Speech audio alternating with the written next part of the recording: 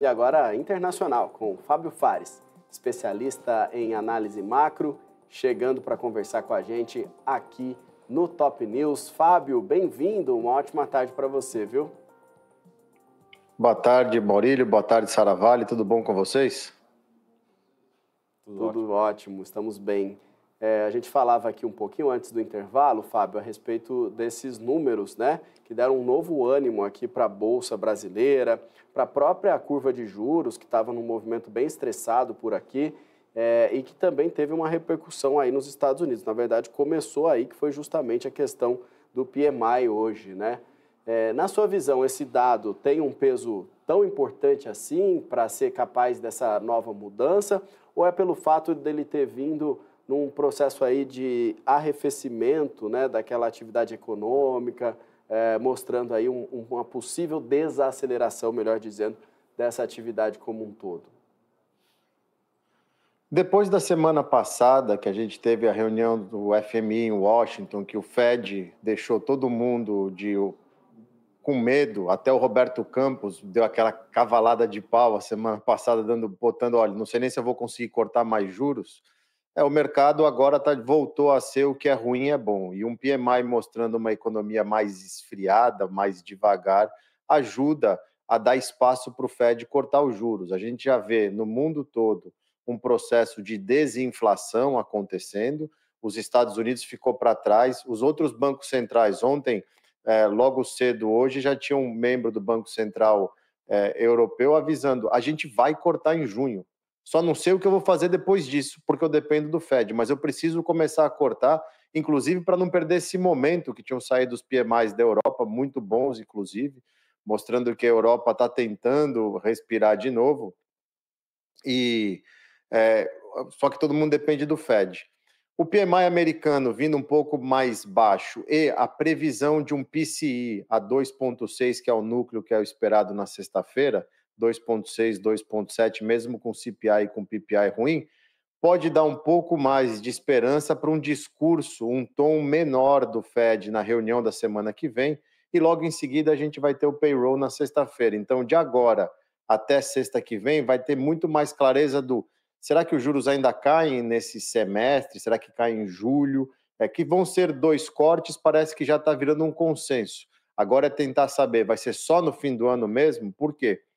Empresas estão reportando resultados, os resultados estão vindo em linha, mas a expectativa já era muito baixa.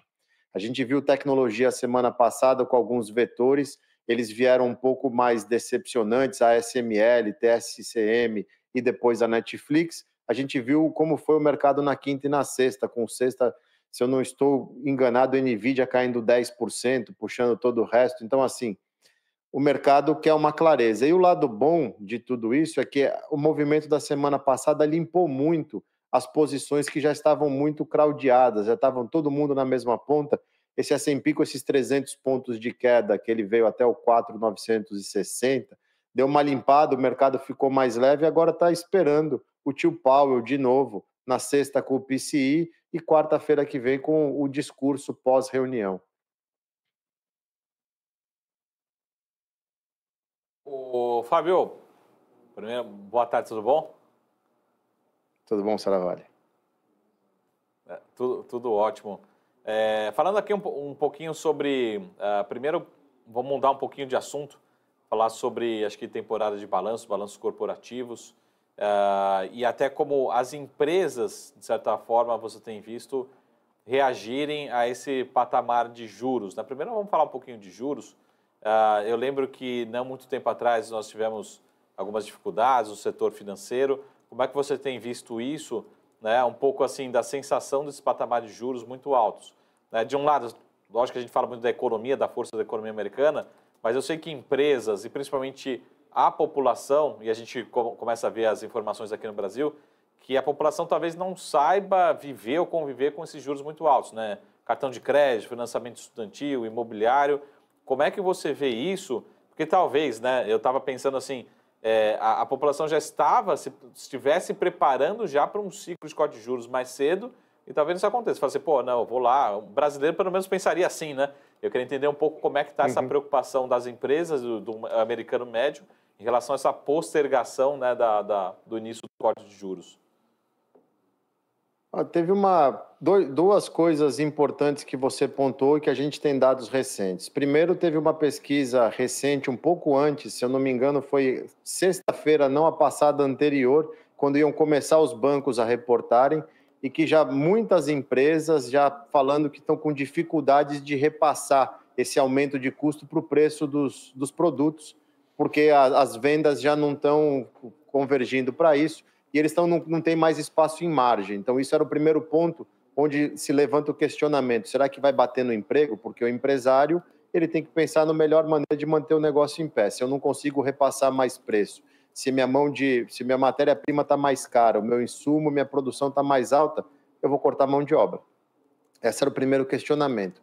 O segundo, indo na pauta do americano, a gente teve o Discovery Financial mostrando o resultado no começo da semana, o pessoal de bancos, na semana passada, e ele é o sexto maior emissor de cartão de crédito. A inadimplência nos cartões dele já estão em níveis acima de 2008, quase 6% das faturas não sendo pagas, entrando em inadimplência. 2008 chegou a 5,7%, 5,8%, saiu até um relatório ontem de manhã, falando sobre exatamente isso. O americano, ele não sabe lidar com a situação que a gente brasileiro está acostumado. Inflação alta, juros altos, e o brasileiro já está calejado disso. O americano vai ser a primeira vez, porque é a primeira vez em 40 anos que eles têm isso daqui. Ele se alavanca muito, ele vive com dívida. A gente já veio falando aqui algumas vezes que o mercado está lindo, maravilhoso, por temas específicos. Agora, quando você olha para a economia americana o americano perdeu o emprego, a mão de obra está sendo reposta por imigrantes, tem até um relatório muito legal do Morgan Stanley que saiu ontem sobre isso, como que esse boom de imigração, tanto ilegal como legal, está fazendo a reposição de mão de obra americana, que tem americano desempregado, perderam 2 milhões de empregos nos últimos 8 meses. Isso começa a preocupar. O tema principal de eleição agora é preocupação com a economia, estabilidade do emprego num ambiente político polarizado. A gente tem que ver como os candidatos vão lidar com isso, porque o Fed deixou claro a semana que vem que ainda não está confortável para cortar. Só que já está chegando num limite onde esse pano de fundo não consegue mais ser positivo. A gente está vendo uma bolsa que realizou 300 pontos na última semana, com quinta e sexta sendo bem negativo, e ela está voltando a subir, mas num ritmo muito mais moderado, porque agora o mercado está muito mais seletivo, de olhar onde será que tem oportunidade se os juros ficarem nessa altura por mais tempo, porque uma coisa era consenso, você pega as pesquisas de final de ano, todo mundo tinha, junho, os juros já estavam sendo cortados, até que anteciparam para março, e agora estão falando em setembro, outubro, talvez um corte esse ano, o Bank of America falou nenhum corte, e isso vai machucar. A economia americana não vai aguentar esses juros, a economia real que eu digo, não vai aguentar esses juros altos por muito mais tempo, do jeito que o Fed discursa. Isso vai pegar na economia real e vai causar estrago para chegar na eleição.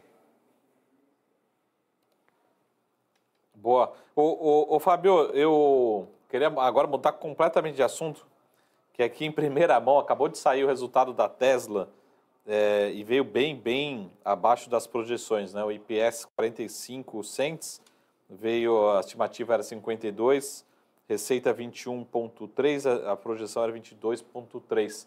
Mas já se ventilava, né, que o ritmo da Tesla, pelo menos no mercado norte-americano, está perdendo interesse. Não sei se é interesse pelo setor, pelo segmento de carros elétricos ou pela Tesla mesmo. Como é que vocês, principalmente quem está no dia a dia, já foi, aqui no Brasil a gente chama de queridinha, né? Já foi aquela empresa queridinha, todo mundo ama, todo mundo quer ter o seu. Parece que está passando um pouco disso, né? Até olhando um pouquinho para o resultado, veio assim um pouco aquém das expectativas, né? Acabou de sair o resultado. O setor em si está passando por uma reformulação geral de interesse das pessoas e também de posicionamento, porque descobriram que não adianta ser 100% elétrico num mundo que ainda não dá para ser 100% elétrico e que não é tão natural como falavam. Você tem o tema da bateria, de todo o impacto que isso faz na cadeia de produção, mão de obra infantil, minas que geram poluição. Então, assim, o ESG não é tão bom como se imaginavam. Agora, tem um lado, né? Por exemplo, aqui em Miami, o que você mais vê é Tesla. E agora, com esse plano de preços mais baixos, estão vendendo mais. Uma coisa que reclamam que o custo de manutenção da Tesla é alto. Eu tenho uma locadora aqui do lado de casa, uma Hertz, e eles alugavam Tesla por $30 o dia, era o carro mais barato. E a Hertz, lá no começo desse ano, vendeu todos os Teslas. Eu perguntei por quê, o que aconteceu? Porque para mim era uma mão na roda. Ia lá, alugava um Tesla, um dia $30. Pô, você conseguia fazer tanta coisa, era muito barato, matava o Uber até. E eles falaram que a mão de obra era muito cara, um pneu do Tesla é caro, uma manutenção do Tesla é caro, então não compensava para a locadora ter o carro para alugar o tempo inteiro, que dava muito problema. Mas aqui você vê um monte. O que dizem, Saravalli, é que o Elon Musk está fazendo toda essa movimentação, aproveitando o pano de fundo do setor, aproveitando toda essa gordura que tem da Tesla, que ele vai fazer o rebranding da Tesla, como fez o Facebook fez para a Meta, transformando a Tesla não numa empresa de carros elétricas, mas jogando dentro dela a parte do táxi autônomo, do carro que voa e a inteligência artificial. Inclusive, o que ventilam por aqui há alguns dias, que esse acordo todo seria feito, inclusive, com parceria do sistema operacional da Apple, o iOS, que rodaria nessas coisas. Então, assim, tem muito pano de fundo, muito zum falando que o lado de carro elétrico está bagunçado, perdeu um pouco o charme, está craudiado, tem a competição chinesa que chega no resto do mundo, tem o problema da bateria, da mão de obra, porém, ele ia usar tudo isso para fazer um rebranding da marca.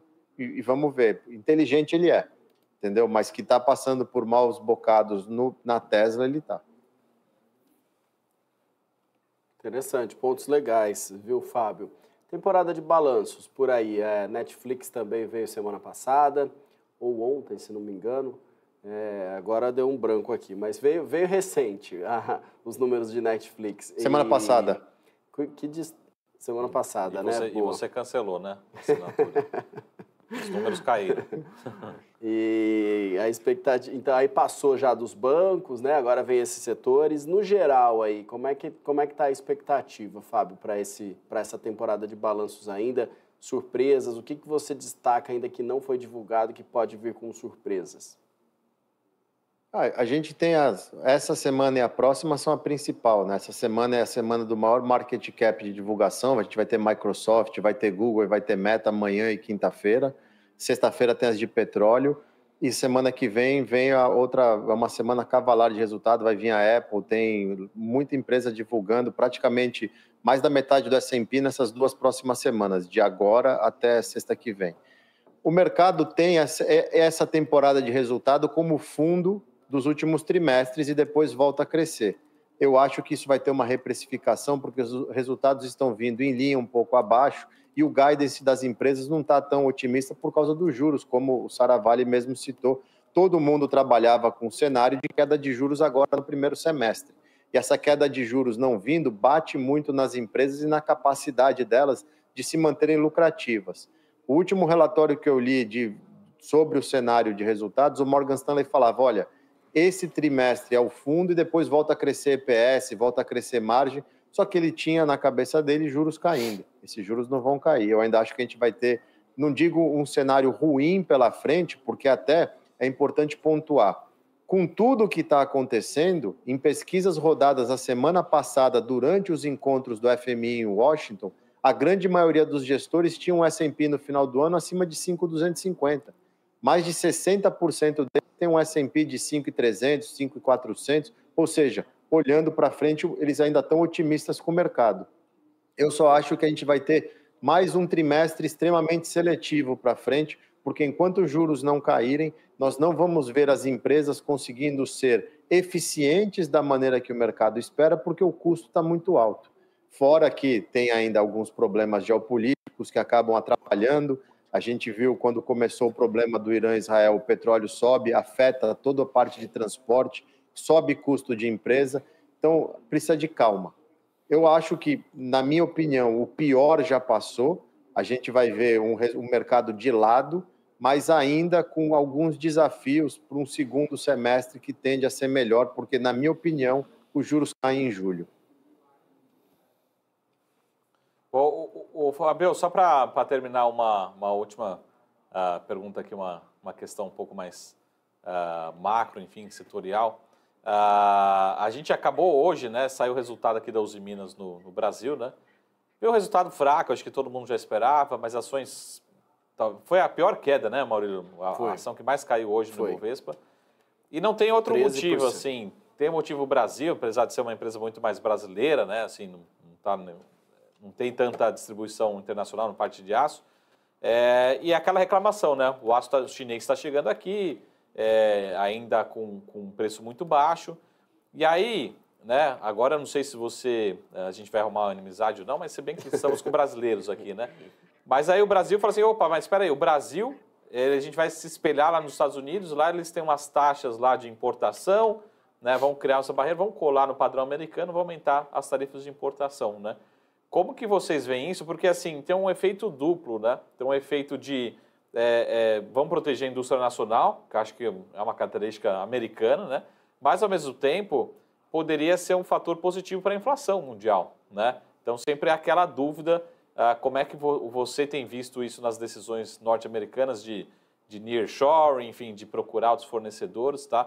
Pode ser um ponto positivo, negativo, mas eu acho que a indústria de aço, isso é emblemático, né? De tentar proteger o produtor local, enfim, tentar fazer essa conexão, né? Tentar traduzir, assim, o que é os Minas e CSN aqui, a Gerdau tem operações aí nos Estados Unidos, mas como é que é o comportamento do governo norte-americano em relação a esses temas, né? Se tem preocupado, aumentado mais, né? A gente sabe a relação que os Estados Unidos têm com a China, né? O Biden, a semana passada, estava em Pittsburgh, que é a cidade do aço, e ele falou justamente isso, que não vai deixar a indústria americana ser prejudicada por causa dessa escoada de aço chinês, e não só aço, né? Quando a Yellen estava lá a semana passada, uma das coisas que ela foi falar inclusive a Europa reclama, vocês estão enchendo os portos do mundo de produtos baratos, fazendo dumping, e a gente não vai permitir isso, entendeu? É engraçado, né, Saravalli, que a relação do mundo com a China é uma relação de bate-a-sopra. Vai lá, passa a mão, porque por outro lado, os Estados Unidos dependem da China comprar títulos da dívida dele. Tem esse ponto também, né, que não pode bater muito. Mas aqui, em relação a isso, o grande medo do mercado é um Trump ganhar e meter tarifa em tudo e mais um pouco com essa história de America First e ferrar não só a inflação, mas ferrar a parte geopolítica de acordos e tudo mais.